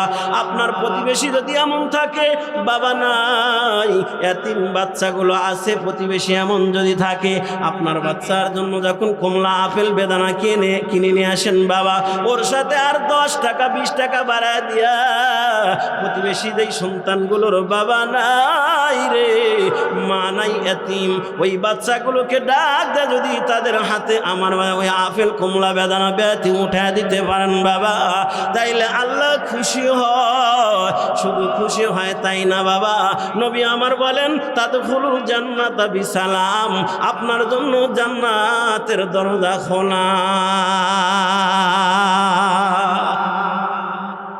এরে নবীর উম্মতের দল, আপনি শুধু আপনার ছেলে মেয়ে নাতি নাতিনের জন্য ব্যাতি মজা কিনে নিয়ে আসলেন, তার আপনার ছেলের হাতে যখন দিবেন বাবা, কমলাটা নিয়ে আপেলটা নিয়ে প্রতিবেশী এতিম থাকতে পারে বাবা, ওই এতিমের বাচ্চার সাথে যখন খেলতে যাবে আপেল কামড় দিবে, ওই এতিমের বাচ্চা দৌড়ায় আমার কাছে যাওয়ালে, মা অমুকের হাতে আপেল দেখলাম, কমলা দেখলাম, বিস্কুট দেখলাম, মা রে আমারে কমলা কিনে দাও, কমলা খাইতে না জানি কত মজা। ওই মা তখন সন্তানকে বুঝা, এর সন্তান তোর বাবা নাই, তোদের খাবার জোগাইতেই তো আমার বড় কষ্ট হয়, এর সন্তান তোদেরকে আমি কেমনে আপেল কিনে খাওয়াবো, বড় হ কামাই করে খেতে পারবি। ওই 4 বছরের বাচ্চা কি মার বুঝ নিবে নাকি? মার বুঝ তো নিতে চায় না। এই জন্য আপনার যদি এরকম প্রতিবেশী গরিব অভাবগ্রস্ত ইয়াতিম থাকে বাবা, আপনি বাজার থেকে আপনার ছেলে মেয়ে নাতি নাতিনের জন্য যখন মজা কিনে নিয়ে আসবেন, তখন পারলে ওর সাথে আর 10 টাকা 20 টাকা বাড়াইয়া ইয়াতিম বাচ্চার জন্য আইনা যদি ইয়াতিমের হাতে ডাক দেয়া উঠে দেন বাবা, আল্লাহ বলেন ওয়া ইতইমুনা الطعام على حبه أي حب الله। আল্লাহ বলেন ওয়া ইতইমুনা الطعام على حبه مسكينا ويتيما وأسيرا। আল্লাহু আকবার বলেন। এর নবীর উম্মতের দল, এ আতের সাড়ে নজুল আসলে বাবা, সাড়ে নজুল আমি ওই দিকে যাবো না রে বাবা। এক কথা বুঝাইতে চাই, যারা ইয়াতিমদেরকে খাওয়ায়, অভাবগ্রস্তদেরকে খাওয়ায়, কয়েদিদেরকে খাওয়ায়, আমার আল্লাহ তাদের উপরে খুশি হয়ে যায়। কি বলেন, এরকম নাই? আপনি তো শীতের মধ্যে সপ্তাহে সপ্তাহে আপডেট নতুন নতুন শীতের কাপড় আসে, আপনি নতুন নতুন শীতের কাপড় কিনেন, একটা কিনেন আর একটা ছুঁড়ে ফেলে দেন। অথচ আপনার প্রতিবেশী এমন আছে, রিক্সা চালায়, ভ্যান চালায়, জমি জমা নাই, অভাবগ্রস্ত এমন মানুষ, ছেলে মেয়ের লেখাপড়ার করাইতেই কষ্ট হয়ে যায়, খাবার জোগাইতে কষ্ট হয়ে যায়। এ বাবা, ফজরের নামাজের সময় শীত ঠান্ডা বাতাসের কারণে ফজরের নামাজ পড়তে যেতে পারে না, জাম্পার নাই, সুইটার নাই, চাদর নাই। আপনি তো শীতের মধ্যে সপ্তাহ সপ্তাহ নতুন নতুন আপডেট কাপড় কেনেন, শীতের পোশাক কেনেন বাবা।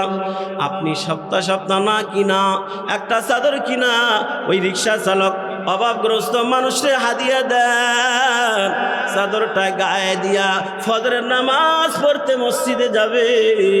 আমার বাবাজিরা যত কদম মসজিদের দিকে আগায় যাবে, তত কদম যেন আপনি জান্নাতের দিকে আগায় যাবেন। সুবহানাল্লাহ বলেন। এর নবীর উম্মতের দল। এজন্য আমার বাবাজিরা আল্লাহ আমাদেরকে আগেই জানায় দিলেন, ওয়ালাম নাকুনু তু'ইমুল মিসকিন। আল্লাহ বলেন যারা অভাবগ্রস্তদের খাওয়ায় না, না খাওয়ানোর কারণে জাহান্নামে যাওয়া লাগবে। নাউযুবিল্লাহ বলি। এই জন্য শুরুতে বলছিলাম আজকে এমন বিষয়ের উপর আলোচনা করব যেই বিষয়টা আমরা খালি মেম্বার আর চেয়ারম্যানের দায়িত্বে দিয়ে দিই। মনে করি অভাবগ্রস্ত যারা আছে, গরিব অসহায় দুস্থ যারা আছে, খালি মেম্বার চেয়ারম্যান প্রতিনিধি যারা এরাই দিবে। আপনার মনে হয় কোনো দায়িত্ব নাই? নো, আপনার দায়িত্ব আছে। আপনার প্রতিবেশী হাক্কুল মুসলিমি আলাল মুসলিমি খামসুন, রদ্দুস সালাম ওয়া ইয়াদাতুল মারিদি ওয়া ইজাবাতুদ দাওয়াতি ওয়া তাশমিতুল আতিস। এরা নবীর উম্মতের দল।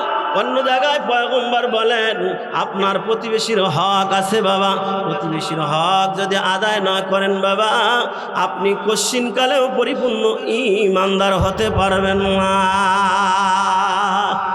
আর একটা হাদিস শোনাই। নবী বলেন লাইসাল মুমিনু বিল্লাযী ইয়াশবাউ ওয়া জারুহু জাইউন ইলা জামবিহি। খেয়াল করেন বাবা, পয়গম্বর বলেন লাইসাল মুমিনু, ওই ব্যক্তি মুমিন নয়। লাইসাল মুমিনু বিল্লাযী ইয়াশবাউ, যে উদর পূর্তি করে খায়, পেট ভরে খাইলো, ওয়া জারুহু জাইউন ইলা জামবিহি। নবী বলেন অথচ তার প্রতিবেশী তার পাশে ক্ষুধার্ত থেকে গেল, আর উনি ধনী হওয়ার কারণে পরিতৃপ্ত করে ভালো মন্দ খায়া পেটটা ভরাইলো। নবী বলেন যদিও সে হালাল খাবার খাইলো, যদিও তার কামাই করা টাকা দিয়ে বাজার করে খাইলো, এরপরেও এই লোকটা তার প্রতিবেশী গরিব না খেয়ে থাকার কারণে, প্রতিবেশীরে ক্ষুধার কারণে না খেয়ে থাকলো, প্রতিবেশীরে সহযোগিতা করলো না, খাবারের ব্যবস্থা করলো না, তাকায় দেখলো না, খোঁজ খবর নিল না। নবী বলেন এই ধনী মানুষটা কখনো ঈমানদার হতে পারে না। নাউযুবিল্লাহ বলি। কথাটা কত মারাত্মক কথা দেখেন, ভালো করে বোঝেন। আপনার হালাল টাকা দিয়ে বাজার করে আপনি পেট ভরে খাইলেন, এনে তো দুই নাম্বারই নাই, হালাল। অথচ এরপরে নবী বলে লাইসাল মুমিনু বিল্লাযী ইয়াশবাউ, ওই ব্যক্তি মুমিন নয় যে পেট ভরে খাইলো। ওয়া জারুহু জাইউন ইলা জামবিহি, তার পাশে তার প্রতিবেশী না খেয়ে থাকলো। তার প্রতিবেশী তার পাশে না খেয়ে থাকার কারণে এই ব্যক্তি হালাল টাকা দিয়ে বাজার করে, নিজের টাকা দিয়ে বাজার করে খাইলেও সে কিনা, আমার কথা মনে বুঝতেছেন, সে কিনা মুমিন নয়। কি বুঝলেন? তাইলে খালি মেম্বার আর চেয়ারম্যানের দায়িত্ব, আপনার দায়িত্ব নাই? কথা কয় না? সবার দায়িত্ব, আপনার আমার প্রত্যেকের। যাকে আল্লাহ অর্থ দিচ্ছেন তারই দায়িত্ব। প্রতিবেশী যদি এরকম থাকে, অভাবগ্রস্ত সমাজে এমন কিছু মানুষ পাওয়া যায় যেই মানুষগুলা না পারে মানুষের কাছে হাত বাড়াইতে, না পারে ভালোভাবে চলতে, ছেলেমেয়ের চাহিদা পূরণ করতে। এরকম কিছু মানুষ নাই? এরকম অনেক মানুষ আছে, মানুষের কাছে হাতও বাড়াইতে পারে না, আবার ছেলেমেয়ের চাহিদাও, ছেলে ঈদের সময় একটু নতুন কাপড় চায়, দিতে পারে না। অনেক বাবা এরকম। এগুলার খোঁজ দিয়া আপনাকে সহযোগিতা করা লাগবে, এটা আপনার উপরে হক, প্রতিবেশীর হক। কথা কি বুঝাইতে পারলাম? এই জন্য বাবা পয়গম্বর আমাদেরকে বললেন তোমরা অভাবগ্রস্তদের পাশে দাঁড়াও, ক্ষুধার্তদেরকে খাবার খাওয়াও। অমুকসিল উরিয়ান, বস্ত্রহীনকে বস্ত্র দান করো বাবা, ক্ষুধার্তকে খাওয়াও, তাইলে আল্লাহ খুশি হয়, তোমার জন্য জান্নাত বরাদ্দ হয়। দুনিয়াতেও আল্লাহ তোমার অর্থ বাড়ায় দিবি, আখিরাতেও আল্লাহ মুক্তির ব্যবস্থা করে দিবি। আর যদি না দাঁড়াও, প্রতিবেশীর হক যদি আদায় না করেন বাবা, ক্ষুধার্তদেরকে না খাওয়ান, অভাবগ্রস্তদের পাশে না দাঁড়ান, অর্থাৎ দানের হাত যদি বাড়ায় না দেন, তাইলে জাহান্নামে যাওয়ার একটা কারণ। কারণ মনে আছে তো? এরে বাবা, জাহান্নামীরা 4টা কারণ দর্শাবে। 1 নাম্বার বলবে আমরা মুসল্লি ছিলাম না, নামাজ পড়ি নাই, এই জন্য জাহান্নামে আসছি। তোমরা নামাজ পড়ছো এই জন্য জান্নাতে গেছো। 2 নাম্বার কারণ বলবে অভাবগ্রস্তদের পাশে আমরা দাঁড়াই নাই, তোমরা দাঁড়াইছো। ক্ষুধার্তদেরকে আমরা খাওয়াই নাই, তোমরা খাওয়াইছো। বস্ত্রহীনকে আমরা বস্ত্র দেই নাই, তোমরা বস্ত্র দান করছো। মসজিদ মাদ্রাসায় আমরা দান করি নাই, তোমরা দান করছো। এই জন্য তোমরা জান্নাতে আসছো, আমরা খরচ করি নাই আল্লাহ রাস্তায়, এই জন্য জাহান্নামে আসছি। কিতাবের নাম কুদরতের কারিশমা, যুগে যুগে আল্লাহর সাহায্য এবং নমুনা। এই বইখানার ভিতরে ছোট্ট একটা ঘটনা বর্ণনা করা হয় বাবা। কিতাবের ভিতরে লেখা হয় সমরকন্দের ঘটনা। আমার বাবাজিরা, রসুলের একজন বংশধর সৈয়দ জাতি আল্লাহর বান্দি। এই আল্লাহর বান্দির চারটা বাচ্চা রাইখা আল্লাহর বান্দির স্বামী ইন্তেকাল করলেন বাবা। আল্লাহর পয়গম্বরের বংশধর সৈয়দ জাতি আল্লাহর বান্দির স্বামী যখন মারা যায়, 4টা বাচ্চা, ছোট ছোট বাচ্চা এতিম হয়ে গেল বাবা। এই আল্লাহর বান্দির ঘরে তেমন খাবার নাই। আমার বাবাজিরা, অল্প যা ছিল, অল্প কয়েকদিনের ভিতরে খাবারগুলো যখন ফুরিয়ে গেল, আমার বাবাজিরা, খাবার যখন শেষ, 1 দিন 2 দিন 3 দিন চলে গেল, বাচ্চাগুলো না খাওয়া, খাবার দিতে পারতেছে না আমার বাবাজিরা। এবার বাচ্চাগুলো না খাইয়া ক্ষুধার্ত অবস্থায় কান্না করতেছে, মারে আমাদেরকে খাবার দেন, আমাদের আব্বা জান থাকতে তো আমাদেরকে না খাওয়া রাখতো, না খাবারের ব্যবস্থা করতো। ও মা, আমরা তো ক্ষুধার জ্বালা আর সহ্য করতে পারি না, শরীরটা দুর্বল হয়ে গেছে। 1 দিন 2 দিন 3 দিন চলে গেল বাবা, বাচ্চাগুলো না খাওয়া। 3 দিন যদি বাচ্চাগুলো না খাওয়া থাকে বাবা, তাইলে রসুলের বংশধর সৈয়দ জাতি আল্লাহর বান্দি কয়দিনকার বোকা হতে পারে বাবা? এই যে মুরব্বী যারা আছেন, জমি জমা আপনাদের বাপদাদাদের কম ছিল না রে বাবা। এরপরেও কিন্তু ওই সময় 3 বেলা গরম ভাত কপালে অনেকের জুটতো না, কথা বলেন ঠিক কিনা? অনেক সময় আপনার মা কি করতো বাবা, পান্তা ভাত সকালবেলা পানির ভিতর থেকে বাইসা আপনার সামনে দিত, আর ওই পান্তা ভাতের পানিটুকু মা চুমুক দেখে সারাদিন পার করে দিত, কথা বলুন ঠিক কিনা? সারাদিন ভর ওই মা আউশ দান আমন ধান দেখিতে বাড়াবাই না, সারাদিন বর বাড়াবাই না, কিছু চাউল বের করতো আমার বাবাজিরা। সন্ধ্যার সময় ভাত রান্না করতো।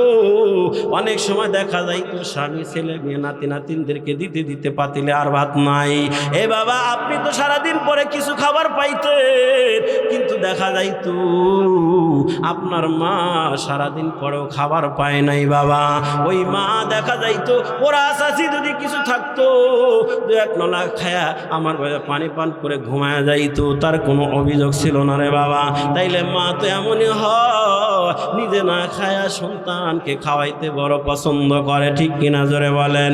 এ নবীর উম্মতের দাল, তাইলে ওই মার সন্তান 3 দিনকার ভোকা, 3 দিন হলো না খাওয়া, বাচ্চাগুলো কান্দে, মারে খাবার দেন, আমরা তো দুর্বল হয়ে গেলাম, আমরা হাঁটতে পারি না।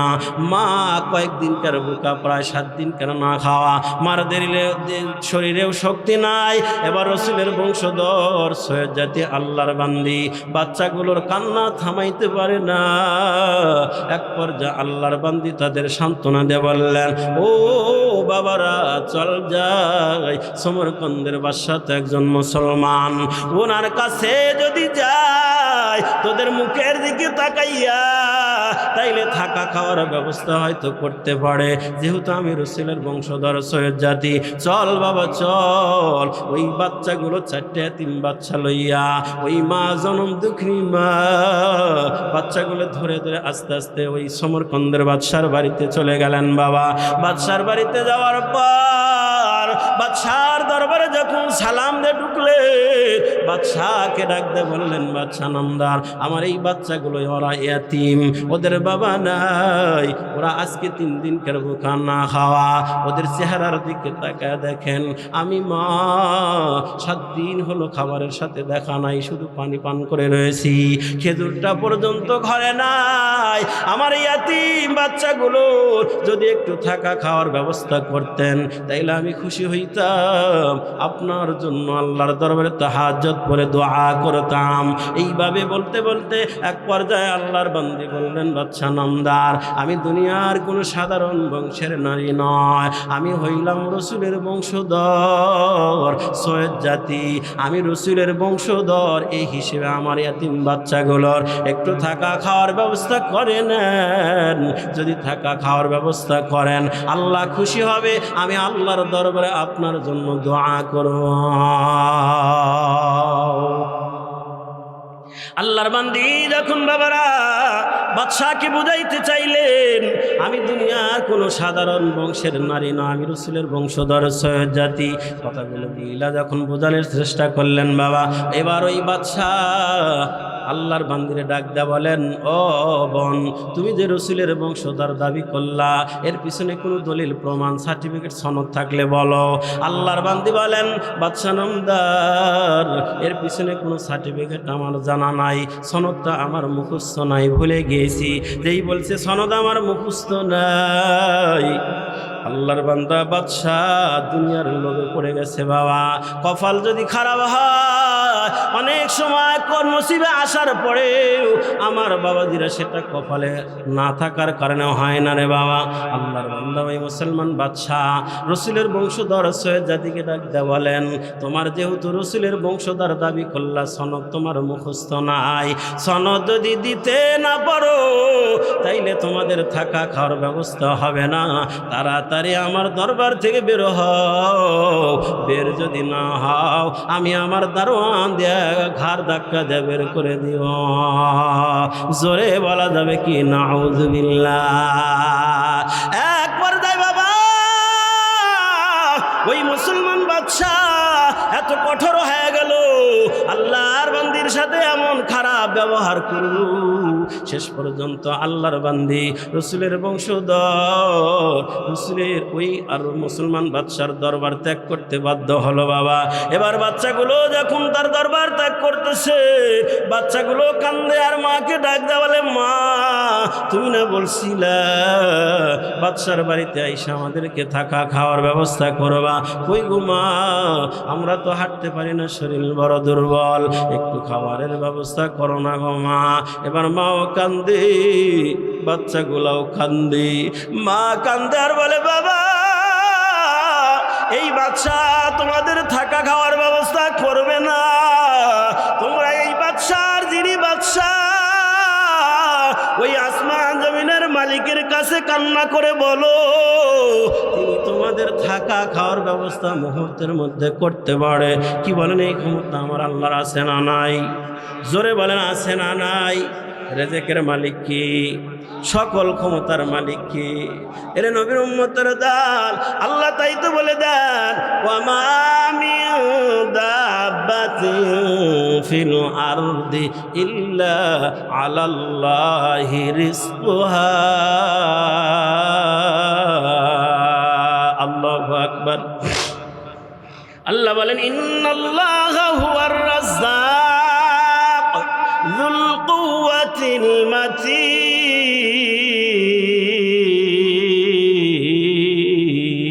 আল্লাহু আকবার। আমার বাবাজিরা, আল্লাহর বান্দি কান্না করে করে যখন বাচ্চাগুলোকে বলে আল্লাহর কাছে খাবার চাও, ছোট ছোট বাচ্চা ওরা তো আর বোঝে না, এবার আসমানের দিকে তাকাইয়া চোখের পানি ছাইরা কান্না কইরা বলে, ও মালিক তুমি আমাদেরকে কেন খাবার দাও না? আমরা না না খেয়ে আসি, তুমি কি আমাদেরকে দেখো না? ছোট ছোট বাচ্চা ওদের বাসায় যখন মাওলাকে বলে, মাওলা আমাদেরকে খাবার দাও, আম্মু বলছে তুমি নাকি খাবার দিতে পারো, কই গো তুমি আমাদের খাবারের ব্যবস্থা করো না কেন? আল্লাহর কাছে যখন কান্না করে, কিন্তু বাচ্চাগুলো হাঁটতে পারে না বাবা, শরীর বড় দুর্বল, এমনিই তো ছোট, আবার 3 দিন কেন না খাওয়া, মা কোনো রকম দইরা শেষরায়া আমার বাবা বাদশার বাড়ি থেকে নাইমা একটু দূরে গেছেন বাবা। একটু দূরে যাওয়ার পর আমার বাবা একজন অন্য ধর্মের মানুষের সাথে দেখা হয়ে গেল। ও বাবা, ওই মানুষটা কোনো মুসলমান মানুষ না, অন্য ধর্মের মানুষ, হিন্দু ঠাকুর বাবা। ওই মানুষটার সাথে যখন দেখা হয়ে যায়, হিন্দু ঠাকুরটা ডাক দেয়া বলে, মা কি ব্যাপার, তুমি কেন কান্না করো? বাচ্চাগুলাও কান্দে, কি হয়েছে তোমাদের? এবার রাসূলের বংশধর ডাক দেওয়া বলে, ভাই কি বলবো, গিয়েছিলাম আমার জাতি ভাই মুসলমান বাদশার বাড়ি, সমরকন্দের বাদশার বাড়ি।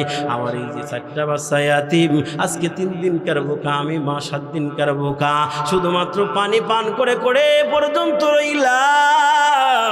আমি আমার মুসলমান বাদশার বাড়িতে গেলাম, আমার পরিচয় ওপেন করলাম, আমি দুনিয়ার সাধারণ কোনো বংশের নারী নয়, আমি রাসূলের বংশধর সৈয়দ জাতি পরিচয় ওপেন করলাম। শুধু সনদ বলতে পারি নাই, তিন বাচ্চাদের থাকা খাওয়ার ব্যবস্থা করে নাই, বের করে দিছে। আপনার কাছে বলেই বা লাভ কি হবে, আপনি তো অন্য ধর্মের মানুষ।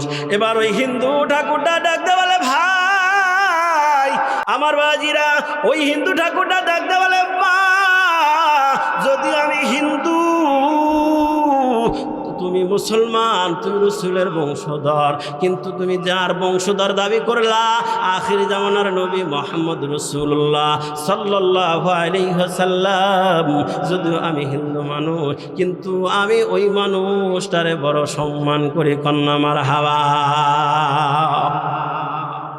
এ বাবা, একজন খ্রিস্টান 100 জন মানুষের লাইফ হিস্টোরি লিখেছেন, ওই বইটার ভিতরে আমার বাবাজিরা, আমার আপনার নবীর স্থানটা সর্বপ্রথম আসছে বাবারা।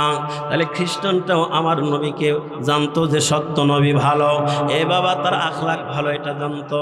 ওই হিন্দু মানুষটা ডাক দেওয়া বলে, মা তুমি যেহেতু আখেরি জামানার নবী মুহাম্মদ রাসূলুল্লাহর বংশধর গো মা, ও মা যদিও আমি হিন্দু মানুষ, তাকে আমি সম্মান করি, তার সম্মানে ও মা তুমি তোমার এতিম বাচ্চাগুলো লইয়া দয়া করে আমার বাড়ির মেহমান হয়ে যাও।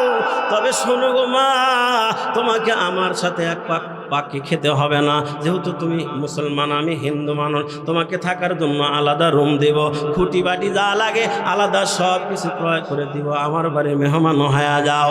আল্লাহর বান্দি তার প্রস্তাবে রাজি হয়ে গেলেন বাবা। এক পর্যায়ে আমার বাবাজিরা, আল্লাহর বান্দি তার প্রস্তাবে রাজি হইয়া তার বাড়ি মেহমান হয়ে গেলেন বাবা।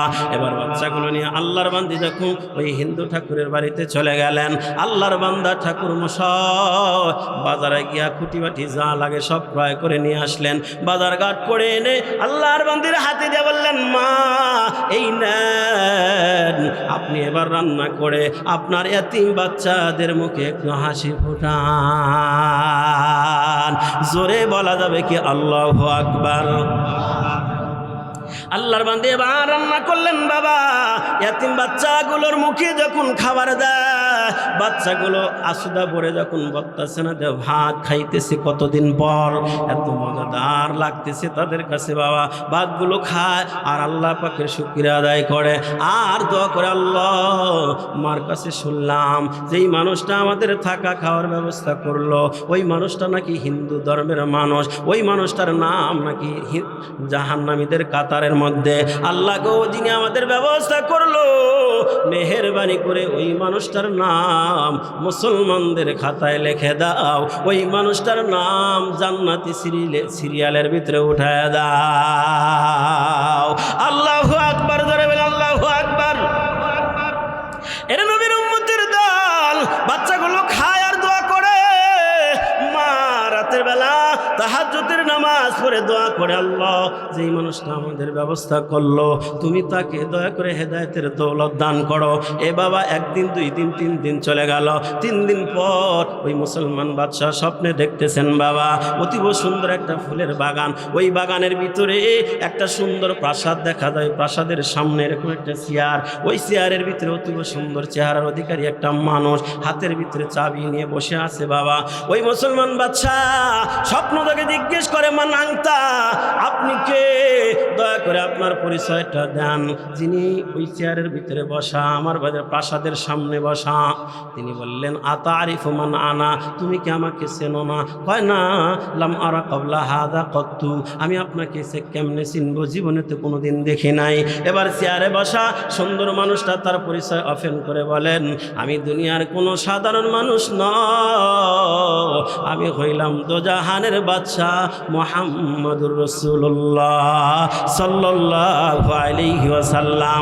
পয়গম্বরের পরিচয় যখন দিলেন বাবা, এবার মুসলমান বাদশা মুস্কি হাসি দেয়, বলে পয়গম্বর তাইলে তো আমার কপাল খুলে গেছে মনে হয়। ওগো নবী, আপনার পিছনে যে এত সুন্দর একটা বিল্ডিং দেখা যায়, এটা কিসের বিল্ডিং?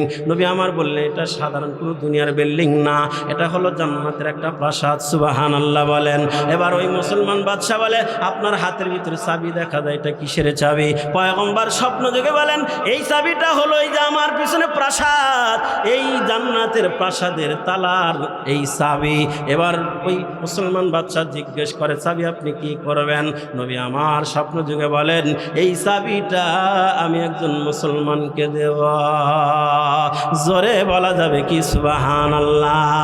কথাটা বলার পর এবার মুসলমান বাদশা মুস্কি হাসি দেয়, বলে নবী আমার আমি তো একজন মুসলমান, তাইলে চাবিটা দয়া করে আমারে দেন।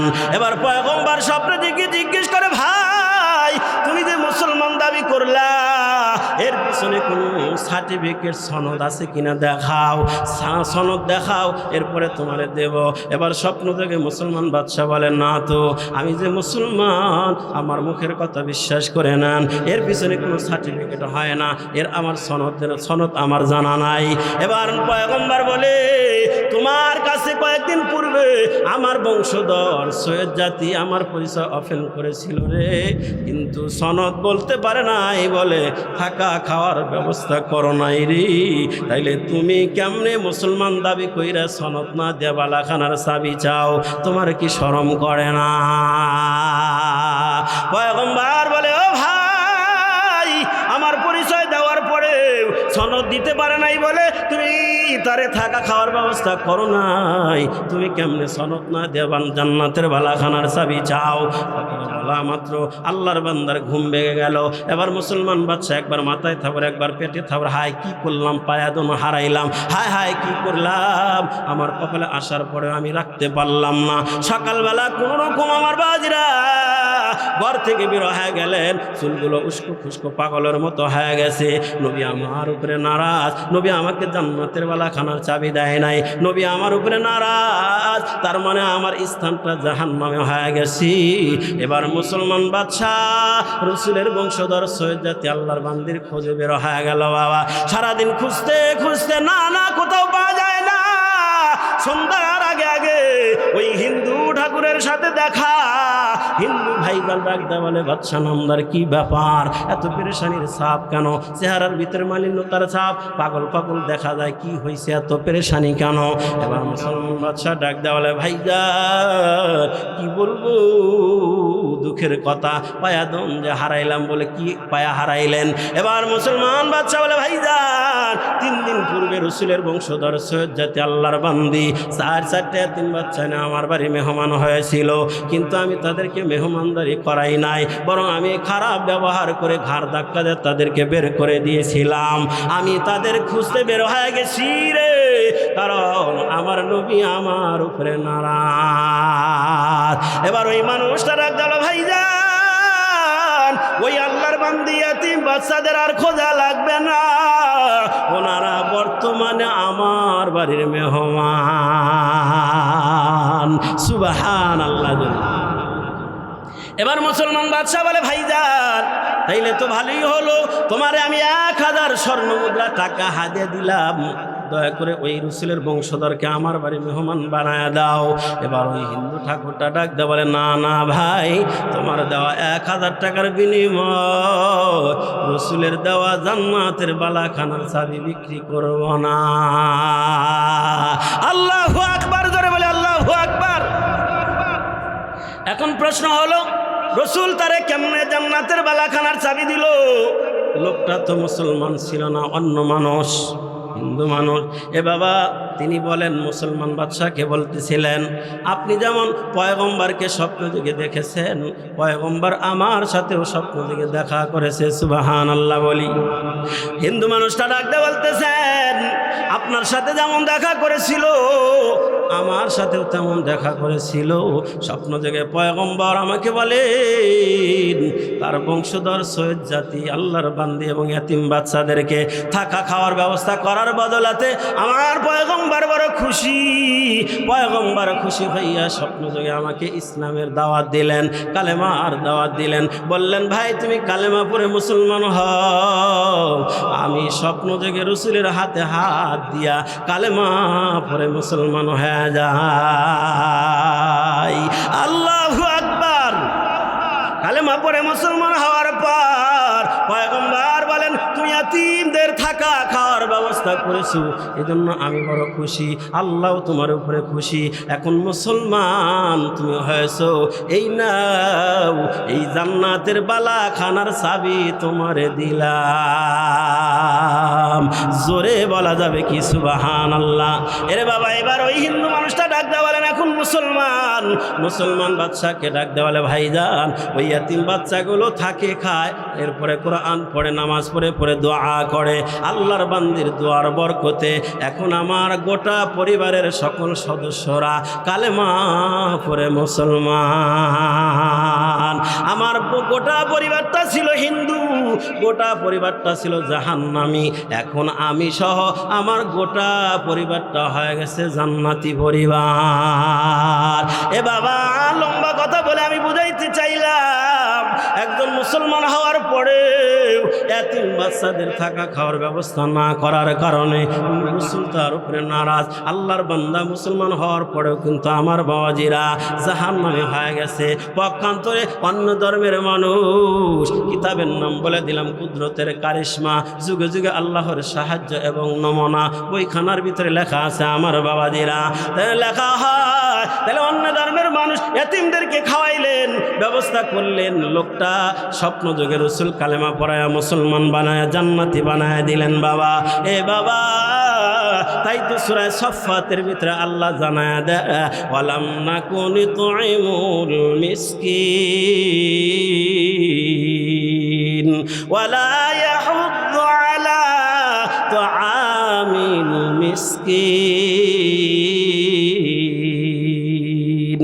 এর নবীর উম্মতের দল, তাই তো আল্লাহ জানায় দিলেন, যদি তোমরা ইয়াতীমদের পাশে না দাঁড়াও, অভাবগ্রস্তদের পাশে না দাঁড়াও, গরিব অসহায় ইয়াতীমদেরকে না খাও, তাদের সহযোগিতা না করো, তাইলে এই কারণে তোমাদেরকে জাহান্নামে যাওয়া লাগতে পারে।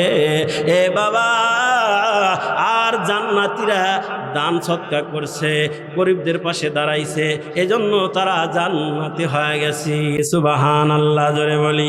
এজন্য বাবা বলতেছিলাম, পয়গম্বর বললেন, আফজালুস সাদাকা আন তাশবাআ কাবিদান জায়ান। আমার যে কোনো ক্ষুধার্ত জীবকে যদি খাওয়ানো যায়, উত্তম দানের নেকি আল্লাহ তাআলা দান করেন বাবা।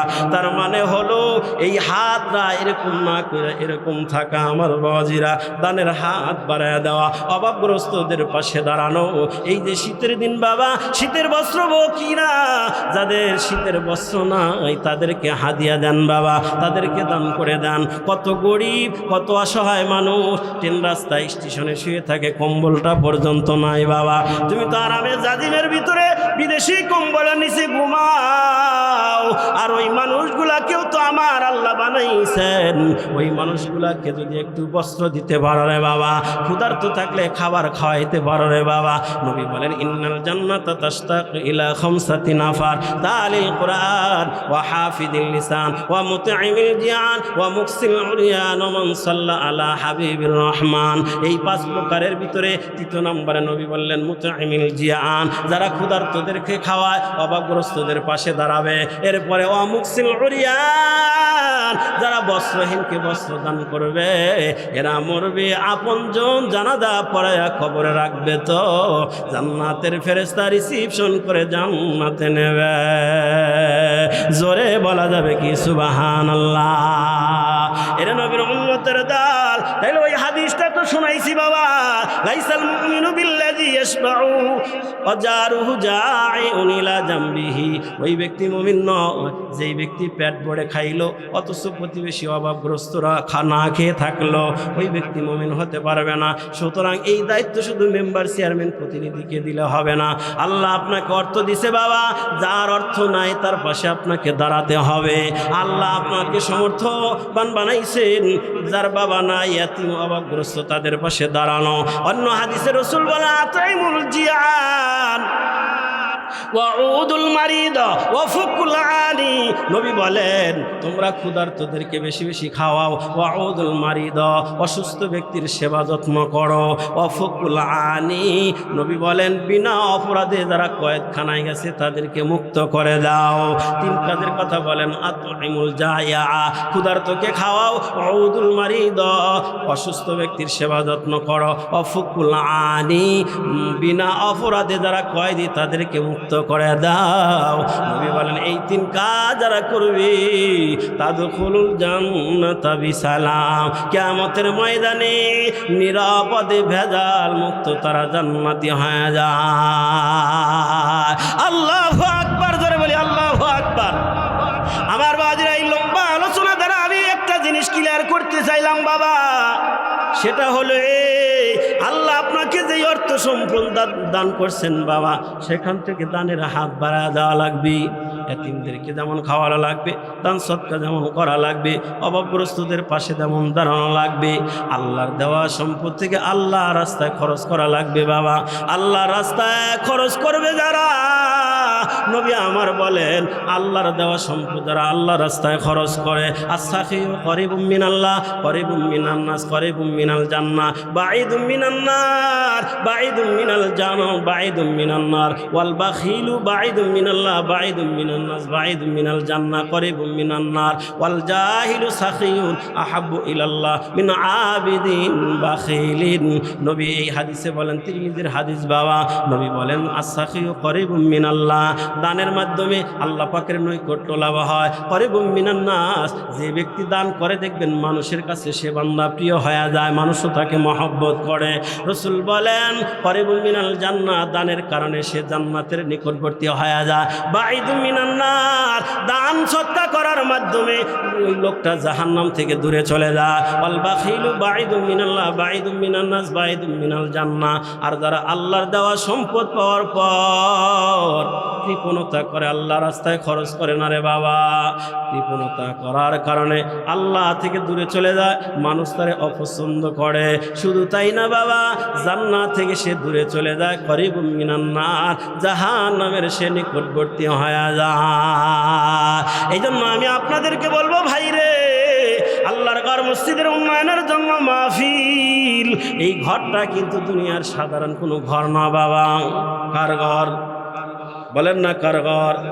ইন্না আউওয়ালা বাইতিউ বুদিআ লিন-নাস লাল্লাযী বিবাক্কাতা মুবারাকাও ওয়া হুদাল লিল